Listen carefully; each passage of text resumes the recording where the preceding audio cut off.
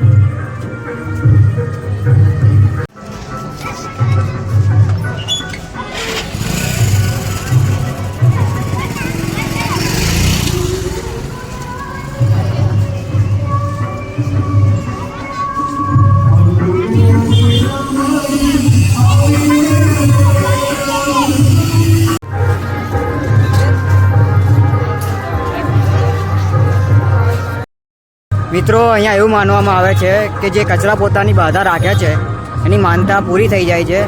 કચરા પોતું કરવા માટેની માનતા રાખે છે લોકો, અને ભલભલાના મન ધાર્યા કામ થઈ જાય છે.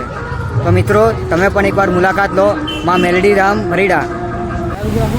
યાદ હતો? ચાલુ મત લઈ લઈશ, ધીમે ધીમે જવા દે.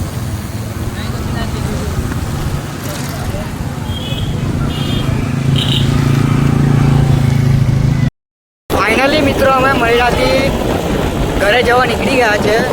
ખરેખર માતાજીના દર્શન કરીને બહુ સારું લાગ્યું. તમે પણ એકવાર મરીડા ધામમાં જાઓ, દર્શન કરો માતાજીના. તમને પણ એક અદ્ભુત અનુભવ થશે. મેં તો અનુભવ કર્યો છે, એકવાર તમે પણ જરૂરથી અનુભવ કરજો. ખરેખર આ મંદિર બહુ ઐતિહાસિક મંદિર છે.